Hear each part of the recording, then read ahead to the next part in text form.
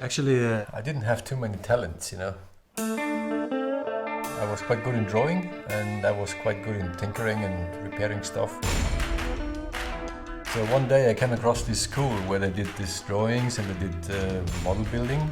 And since I was always into bikes, so I thought this is something I can do. So I think it's quite a natural development that I became a motorbike designer.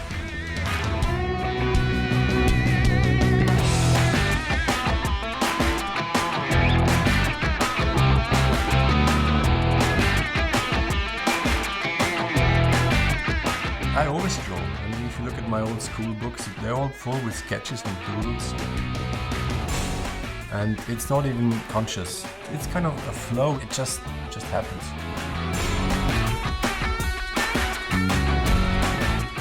I'm a big fan of these walkers or these kind of machine stuff. Moving machines is pretty fascinating because basically I think it transports the idea of human mankind to just increase the abilities. You have more power, you are faster, you are more precise. Aber der hat eigentlich Gott schön passen, oder? When I was young in my family, if something was defect, we didn't call a craftsman or something. We always tried to fix it ourselves. I mean, at the end of the day, we ruined lots of parts, like the iron of my mom or something like this, the washing machine. But we learned quite a lot. My first bike I had at the age of 17, and of course it was an old bike, so yeah, you have to fix it. I mean, the piston was always kaput, and along with riding bikes, you learn fixing bikes. When I was young, I had to sell a bike to get a bigger bike, but it was always like giving away a child, more or less. So I told myself, whenever I can afford it, I don't want to give away any more of my bikes. So this is why I ended up with 16 bikes now. The K1200R came at a time where BMW motorbike was already consolidated, I could say. So I did a pretty provocative design. To my big surprise, this design was even chosen. It was a design which was not really reasonable just by technology, quality, precision, but also by emotion. And that was pretty new and very different from the designs before.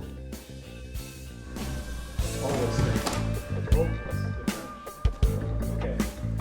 The deadline for this is Friday. Motorbike design is a combination of art and craftsmanship. But I would say it's more of craftsmanship than art. Thanks.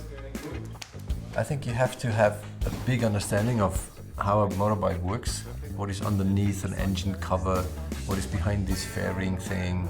It's a pretty complicated, complex thing. Cool and loud. Loud. You define a bike first by the proportion. If the proportion is not correct, you can forget the rest. Then you have to find the right gesture, the right design, the right formal language, and then you have to make the details. And the details are again defined by the segment you're in. Are you off-road talking, or are you race bike talking, or are you cruiser talking, whatever. Cool. I mean, proportion, everything is perfect, I would say. It's difficult to say how a good design is defined. I would say the good design is when you have a perfect combination of technology and the aesthetics. And also the brake line. For us, a bike is not finished as long as the rider is not on the bike. If you sit like this on a bike with a handlebar like that, it's kind of a bit, okay, non-active. While you just bend the handlebar a little bit out, you sit very different. It becomes a very different gesture. It's like active, aggressive almost.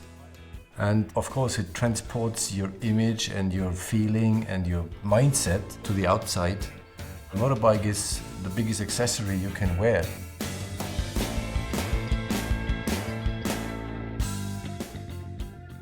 I did lots of off-road riding, and I always wanted to have a boxer engine with not so much weight. Finally, the job came along that we had to do a new GS.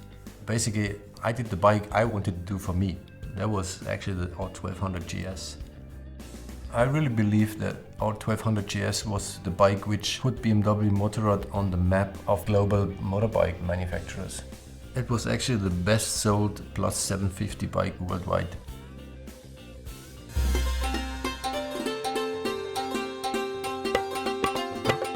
Yeah, I was out in India for 3 years The decision to do this was a very personal one. I mean, I kind of saw myself on this railroad track, and you know exactly what you're doing until retirement.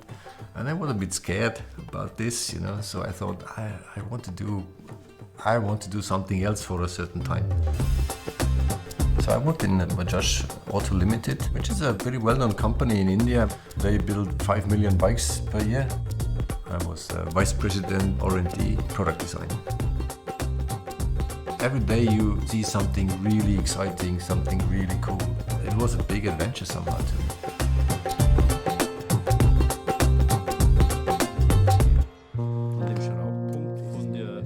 As you see, I'm tinkering on these old bikes, but this is not that I'm just a fan of old bikes. I also appreciate very much high-tech bikes and everything. But the cool thing on these old bikes is that you see the mechanics and you see the semantics in the mechanics.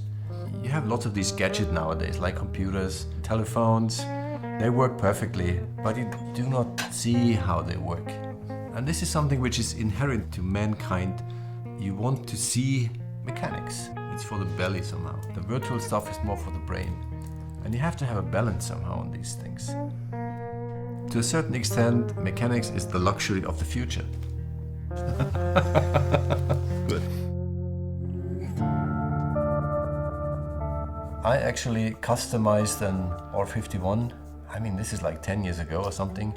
And we drove up at work and we showed it and everybody loved the bike. And we said, we have to do something like this with a new concept.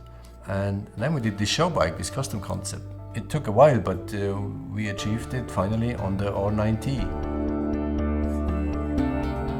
I mean, everybody loves this bike, yeah? This is so nice to see. And you don't even have to explain anything anymore.